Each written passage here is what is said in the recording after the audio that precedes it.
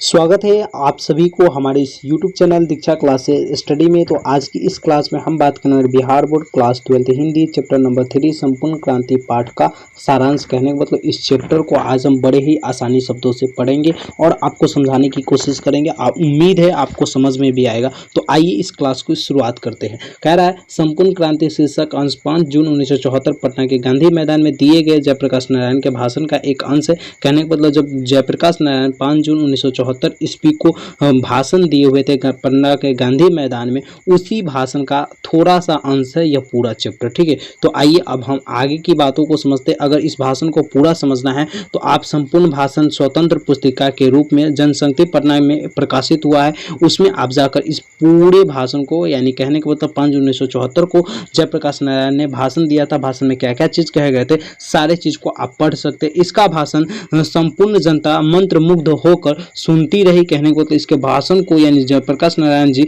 जब भाषण दे रहे थे, इनके भाषणों को बहुत ही प्यार से जनता सुन रहे थे। भाषण के बाद लोगों के हृदय में क्रांतिकारी विचारक धधक उठे और आंदोलन के विराट रूप धारण कर ले। जिस प्रकार से जयप्रकाश नारायण ने भाषण दिया था, उन भाषणों को जनता ने सुनकर इतना ज़्यादा हृदय में क्रांतिकारी विचारक धधक उठे थे कि आंदोलन के लिए भी यह सारे व्यक्ति तैयार हो गए थे। पटना के गांधी मैदान में फिर नववैसी भीड़ इकट्ठी हुई और नववैसा प्रेरक भाषण हुआ। कहने का मतलब आज तक कहा जा रहा है कि जो हमारे जयप्रकाश नारायण जी 5 जून 1974 को पटना के गांधी मैदान में भाषण दिए थे, उतना भाषण, यानी उस भाषण में जितना भीड़ था वो आज तक अभी तक पटना के गांधी मैदान में भाषण हुआ है जितना भी, उतना भीड़ नहीं लगा है। और न कोई ऐसा प्रेरक भाषण हुआ, जिस प्रकार से उसको प्रेरक जनताओं को कर रहे थे हमारे संपूर्ण क्रांति यानी जयप्रकाश नारायण जी, उस प्रकार से अभी तक कोई नहीं कर पाया है जनता को उतना ज़्यादा प्रेरक, उतना ज़्यादा उत्साह आंदोलन के लिए। आगे देखिए क्या कह रहा है कि अपने भाषण के प्रारंभ में जयप्रकाश नारायण ने युवाओं को संकेत देते हुए कहा, हमें स्वराज तो मिल गया है लेकिन सुशासन के लिए हमें अभी काफ़ी संघर्ष करने होंगे। कहने का मतलब अपने भाषण में जयप्रकाश नारायण जी कह रहे थे कि हमें स्वराज तो मिल गया है लेकिन हमें सुशासन, कहने का मतलब अगर बेहतर शासन चलाना है, एक सुचारू ढंग से शासन चलाना है, तो इसके लिए हमें काफ़ी संघर्ष करने होंगे क्योंकि अभी हमारे देश में बेहतर शासन व्यवस्था नहीं है। भाषण के क्रम में उन्होंने नेहरू जी का उदाहरण दिया। नेहरू जी कहते थे सुशासन के लिए देश की जनता को अभी मीलों जाना है, कठिन परिश्रम करने हैं, त्याग करने। कहने का मतलब वो कह रहा है कि जो बात मैं बता रहा हूँ सुशासन के लिए अभी काफ़ी संघर्ष जनता को करना पड़ेगा। यही नेहरू जी भी बताए हुए थे कि अगर सुशासन चाहिए, बेहतर शासन व्यवस्था चाहिए तो जनता को अभी मीलों दूर जाना पड़ेगा। कहने को तो मीलों जाना पड़ेगा, यानी बहुत ज़्यादा कठिनाइयों करना पड़ेगा। बहुत दिनों के बाद सुशासन व्यवस्था बेहतर हो सकता है, कठिन परिश्रम करने होंगे, कठिन त्याग करने होंगे। यही बात नेहरू जी भी बोले थे जो भाषण में हमारे लोकनायक जयप्रकाश नारायण जी बोल रहे थे। लोकनायक ने कहा, अभी समाज में भूख, महंगाई, भ्रष्टाचार जैसे दानव वर्तमान है, उनसे हमें लड़ना होगा, आंदोलन करना होगा, इसके लिए जनता को तैयार रहना होगा। कहने का मतलब लोकनायक बोल रहे हैं भाषण में 5 जून 1974 के भाषण में कि अभी हमारे देश में भूख की मरी चल रही है, महंगाई चल रही, भ्रष्टाचार हो रहे, यह दानव वर्तमान में है, इससे हमें लड़ना होगा, यानी इन सब को दूर करने के लिए हमें लड़ना होगा, आंदोलन करना होगा, इसके लिए जनता को तैयार रहना होगा। जब भी आंदोलन करने का मौका है तब जनता को आंदोलन करना पड़ेगा। आंदोलन को सफल बनाने के लिए उन्होंने युवाओं को आगे आकर नेतृत्व करने की सलाह दी। कहने को अगर आंदोलन, कोई भी आंदोलन करेंगे, मान लीजिए संपूर्ण क्रांति का आंदोलन ही करे या छात्र आंदोलन करे, जो भी आंदोलन करे, इसमें उन्होंने बताया कि अगर आंदोलन को सफल बनाना है तो युवाओं को आगे आकर नेतृत्व को संभालना पड़ेगा, नेतृत्व को सलाह देना पड़ेगा, संभालना पड़ेगा। यही बात उन्होंने बता रहे। आगे देखिए क्या रहा है, उन्होंने यूथ फॉर डेमोक्रेसी का आह्वान किया। लोगों के आग्रह पर उन्होंने आंदोलन के नेतृत्व का दायित्व अपने कंधे पर ले लिया। उन्होंने जनसंघर्ष समिति का गठन किया। इसका मतलब समझिएगा, जब हमारे जयप्रकाश नारायण जी 5 जून 1974 को भाषण दे रहे थे, उसी में यूथ फॉर डेमोक्रेसी, कहने का मतलब युवाओं का लोकतंत्र का आह्वान यानी आगमन किया। और लोगों के आग्रह पर, इनका आगमन जब किया तो लोग आग्रह किए, लोगों के आग्रह पर उन्होंने आंदोलन के नेतृत्व का दायित्व अपने कंधों पर ले लिया, यानी जो आंदोलन करना उसका पूरा नेतृत्व का दायित्व अपने कंधे पे, यानी जयप्रकाश नारायण खुद उठा ले। उन्होंने जनसंघर्ष समिति का गठन भी किया था इनके लिए। जेपी ने अपने भाषण में अमेरिका प्रवास की बात कही। अमेरिका में वे मजदूरी कर पढ़ते थे, पढ़ाई के क्रम में वे घोर कम्युनिस्ट बन गए। जमाना लेनिन का का था, अतः लेनिन के विचारों से प्रभावित थे। लेनिन के मरने के बाद वे घोर मार्क्सवादी बन गए। अब इस बात को ध्यान से समझिएगा, यह बात समझने योग्य है। समझने योग्य इसलिए क्योंकि जेपी यानी जयप्रकाश नारायण जी बोले कि जब हम अमेरिका में पढ़ने गए थे उस समय हम मजदूरी कर कर पढ़ते थे, ठीक है, और उस क्रम में वे घोर कम्युनिस्ट बन गए थे। कम्युनिस्ट क्या है इसको भी समझाएंगे। जमाना लेनिन का था, अतः लेनिन के विचारों से प्रभावित थे। लेनिन के मरने के बाद वे घोर मार्क्सवादी बन गए। कहने को मार्क्सवादी कहने के बाद देखिए मार्क्सवादी ऐसे व्यक्ति होते हैं जो पूंजीपति का विरोध करते हैं। पूंजीपति ऐसे लोग होते हैं ना जो किसानों का हमेशा दुरुपयोग करना चाहते हैं। तो इसी प्रकार के हमारे जो जयप्रकाश नारायण थे वह भी बन गए। आगे देखिए कह रहा है अमेरिका से लौटकर वे कांग्रेस में दाखिल हो गए। वे कम्युनिस्ट पार्टी में क्यों नहीं गए, इसका कारण उन्होंने देश की गुलामी माना। कहने का मतलब देश उस समय गुलाम था, इसीलिए वह कम्युनिस्ट पार्टी में नहीं गए। वह कौन से पार्टी में शामिल हुए, तो कांग्रेस पार्टी में शामिल हो गए।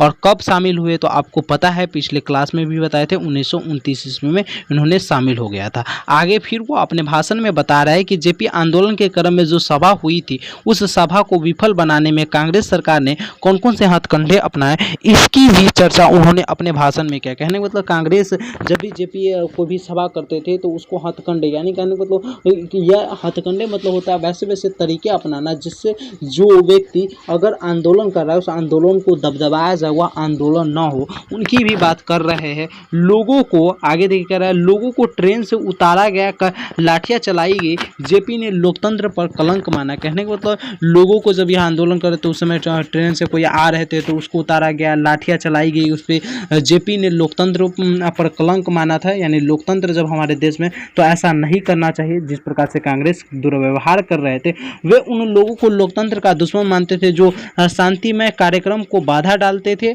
वे इंदिरा जी पे को भी चर्चा करते। कहने का मतलब जो हमारे जेपी जे थे वह जेपी, कहने का मतलब जयप्रकाश, जेपी जब भी कहेंगे तो आप याद रखिएगा जयप्रकाश नारायण, ठीक है। जयप्रकाश नारायण उनको दुश्मन मानते थे जो शांतिमय कार्यक्रम को बाधा डालते हैं। यानी कोई भी शांतिमय कार्यक्रम चल रहा है, यानी अपने हम लोग भाषण कर रहे हैं, कोई बैठक कर रहे हैं और उसमें भी वह बाधा डालना, वह बाधा उत्पन्न करना, वहाँ पे भी आकर गोली चलाना, मारना, ये इसको है ना लोकतंत्र का वो क्या मानते हैं, सबसे बड़ा दुश्मन मानते हैं। साथ में वे कहते हैं कि वे इंदिरा जी की भी चर्चा की, यानी भाषण में हमारे जो जेपी थे उन्होंने इंदिरा जी का भी चर्चा की। देखिए उनके अनुसार उनकी लड़ाई किसी व्यक्ति से नहीं बल्कि उनके गलत नीतियों से, उनके गलत सिद्धांतों से, उनके गलत कार्यों से। अब देखिए जेपी क्या बता रहे हैं कि हमारा जो लड़ाई है वह हमारा लड़ाई किसी व्यक्ति से नहीं है, हमारा लड़ाई उनसे है जो गलत नीतियां चलाते हैं, गलत सिद्धांत पर देश को चलाने की बात करते हैं, गलत कार्य करते हैं, उनसे हमारा लड़ाई है, न कि हमें किसी खास व्यक्ति से लड़ाई है। भाषण के क्रम वे बापू एवं जवाहरलाल नेहरू की प्रशंसा करते हैं। कहने का मतलब भाषण के दौरान जब जेपी भाषण दे रहे थे उस समय बापू, कहने का मतलब महात्मा गांधी, जवाहरलाल नेहरू, इनका भी वो प्रशंसा करते हैं, चर्चा करते हैं। आगे देखिए क्या हो रहा है, इस चैप्टर को आप ध्यान से पढ़िएगा ना पूरा बुक उल्टा कर तो और बेहतर से समझ में आएगा। लेकिन हाँ, जितना आपको समझना है एग्जाम के पॉइंट से जितना भी क्वेश्चन आएंगे इन्हीं सारे पॉइंट से क्वेश्चन आएंगे तो आप लोग समझ सकते हैं। वे गांधी जी का विरोधी भी करते थे क्योंकि वे घोर कम्युनिस्ट जो थे, नेहरू जी को वे भाई कहा करते थे। कहने का मतलब जब उन्होंने हमारे गांधी जी और बापूजी और नेहरू जी का चर्चा किए तो वह बता रहे कि वे गांधी जी का विरोधी भी थे क्योंकि वे घोर कम्युनिस्ट जो थे, यानी घोर कम्युनिस्ट हमारे गांधी जी थे, इसलिए वो उसका विरोधी भी करते थे और नेहरू जी को वो भाई कहा करते थे। नेहरू जी को, यानी नेहरू जी जो थे वह जेपी इस प्रकार से उनको मानते थे कि भाई कहा करते थे।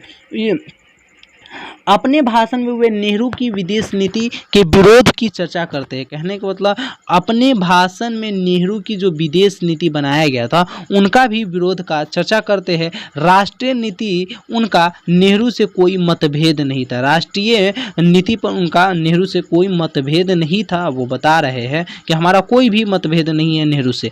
भाषण के क्रम में उन्होंने दल विहीन लोकतंत्र की चर्चा की, लेकिन जेपी आंदोलन में वे दल विहीन लोकतंत्र की घोषणा नहीं करना चाहते थे। वे जनता की भावनाओं के विरुद्ध जाना नहीं चाहते थे। इस बात को समझिएगा। कह रहा भाषण के क्रम में उन्होंने दल विहीन लोकतंत्र की चर्चा की, लेकिन जेपी आंदोलन में वे दल विहीन लोकतंत्र की घोषणा नहीं करना चाहते थे, वे जनता की भावनाओं के विरुद्ध नहीं जाना चाहते थे। देखिए कहने का मतलब ये क्या कह रहा, भाषण के क्रम में उन्होंने दल विहीन लोकतंत्र का चर्चा किया, लेकिन वो दल विहीन लोकतंत्र में जाना नहीं चाहते थे, ऐसा करना नहीं चाहते थे हमारे जेपी थे यानी जयप्रकाश नारायण जी थे। वो भाषण के क्रम में केवल उन्होंने मार्क्सवादी की चर्चा की, साम्यवाद एवं दलविहीन एवं राजविहीन समाज के संबंधों में चर्चा की। जयप्रकाश नारायण के कहने का मतलब भाषण के क्रम में उन्होंने मार्क्सवादी पे चर्चा किया था, साम्यवाद पे, दलविहीन एवं राजविहीन समाज के संबंधों में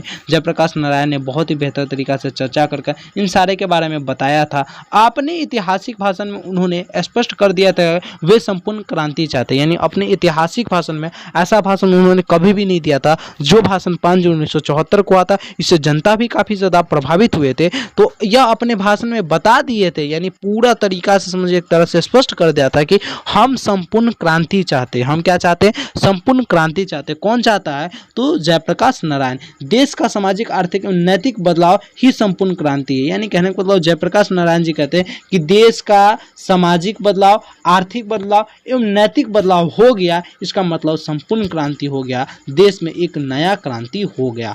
इस संपूर्ण क्रांति को लाने से जन संघर्ष समिति की भूमिका की चर्चा उन्होंने अपने भाषण में भी किया था, यानी इस क्रांति को कैसे हम लाएंगे, जन संघर्ष किस प्रकार से जनता लोग संघर्ष करेंगे, तब जाकर यह चीज़ जो सामाजिक है, आर्थिक नैतिक बदलाव हमारे देश में देखने को मिलेगा, इसका भी उन्होंने अपने भाषण में चर्चा किया था। इनके अनुसार दल विहीन संघर्ष समितियों का नियंत्रण करना होगा। इनके अनुसार दल विहीन संघर्ष समितियों का नियंत्रण करना, यानी जो दल विहीन है उन सबको एक दल में लाकर इस समितियों पर नियंत्रण करना पड़ेगा, इस पर ख्याल रखना पड़ेगा, जनप्रतिनिधि निरंकुश न हो, इसका ध्यान जन समितियों को रखना पड़ेगा। यानी जनप्रतिनिधि मतलब यह समझिए जो भी प्रतिनिधि होते हैं वह निरंकुश न बन जाए। निरंकुश मतलब समझते हैं ना, यानी अपने मन से शासन चलाना, दूसरे की बातों को न सुनना, उसे ही हम निरंकुश कहते हैं। इसका ध्यान जन समितियों को रखना पड़ेगा। ये संघर्ष समिति अस्थायी रूप से कार्य करेगी। ये संघर्ष समिति होगी, यह अस्थायी रूप से कार्य करेगी, न कि अस्थायी रूप से कार्य करेगी। उसके बाद यह बता रहे हैं, साथ ही ये समितियां केवल लोकतंत्र के लिए ही नहीं बल्कि सामाजिक, आर्थिक, नैतिक क्रांति के लिए अथवा संपूर्ण क्रांति के लिए करेगी। जब 5 जून 1974 ईस्वी को हमारे संपूर्ण क्रांति के नेता यानी जयप्रकाश नारायण ने भाषण दिया था, तो उन्होंने बताया था कि हमारा देश में आज महंगाई है, भ्रष्टाचार है, महंगाई, भूखमरी से लोग मरते हैं, इन सब को हटाना पड़ेगा। सुशासन व्यवस्था यानी अच्छे से शासन व्यवस्था को लाना पड़ेगा, तब जाकर हमारा देश क्या होगा, बेहतर उन्नति कर पाएगा। इसलिए उन्होंने सबसे ज़्यादा सहयोग किनसे मांगा था? तो छात्रों से मांगा था, छात्रों का संगठन बनाया था, तब जाकर उन्होंने आंदोलन किया था, संपूर्ण क्रांति के नाम से आंदोलन किया था। इसी आंदोलन में यानी यह नारा दिया था कि यह मेरा संपूर्ण क्रांति हम चाहते हैं। हम संपूर्ण क्रांति इसलिए चाहते हैं क्योंकि हमारे देश में लोग सामाजिक स्तर से, आर्थिक स्तर से तथा नैतिक स्तर से बेहतर हो सके, तभी जाकर हमारा देश क्या हो सकता है, बेहतर हो सकता है। मुख्य रूप से यह जो चैप्टर पढ़े इसमें यही बात बताया गया। बाकी मैं आपको चैप्टर भी समझा दिया हूँ, ठीक है। इससे पहले हम लेखक का परिचय समझाए थे, आज हम चैप्टर भी समझा दिए। अब अगले वीडियो में हम इस चैप्टर का ऑब्जेक्टिव पढ़ेंगे, उसके बाद हम अगले वीडियो में सब्जेक्टिव पढ़ेंगे। और इस क्लास का अगर आपको पीडीएफ चाहिए तो आप पीडीएफ भी ले सकते हैं, नोट्स ले सकते हैं। नोट्स से है ना आप और भी बेहतर तैयारी कर सकते हैं। तो अगर आप नोट्स लेना चाहते हैं तो हमारा ऑफर में चल रहा है, 499 रुपये का कोर्स है, 1 साल के लिए जो ऑफर में चल रहा है अभी 249 रुपये में आपको मिल जाएगा, ठीक है। तो आप 249 रुपये व्हाट्सएप के माध्यम से पे कर दीजिएगा। आप हमारे पेड ग्रुप में ज्वाइन हो जाइए, जहाँ पे अगर आप क्लास 12th के स्टूडेंट होंगे तो आपको सारे सब्जेक्ट का पीडीएफ प्रोवाइड किया जाएगा, नोट्स प्रोवाइड किया जाएगा, ऑब्जेक्टिव क्वेश्चन का, सब्जेक्टिव क्वेश्चन का, प्लस में प्राइवेट कुछ क्लासें भी प्रोवाइड किया जाएगा, जिसके माध्यम तैयारी में और भी 4 चांद लगा सकते हैं। ठीक है, तो आप हमारे साथ ज्वाइन हो जाइए पेड ग्रुप में। ज़्यादा नहीं, 249 रुपये। ये पैसे तो आप महीने के रिचार्ज कराते होंगे कम से कम 399 का, 299 का कराते होंगे, और 249 रुपया ज़्यादा नहीं। आप हमारे साथ ज्वाइन हो सकते हैं, क्योंकि अगर आपको हमारा क्लास बेहतर लगता है, कुछ समझ में आता है, तब जाकर आप हमारा क्लास को भी ज्वाइन कर लीजिए पेड ग्रुप को, ताकि आप और भी बेहतर से बेहतर तैयारी कर सकें, बेहतर से बेहतर मार्क्स ला सके। तो फिर मिलते हैं अगले क्लास में, जब तक के लिए जय हिंद जय भारत। वीडियो कैसा लगा प्लीज़ कमेंट बॉक्स में अपना सजेशन जरूर देंगे। धन्यवाद।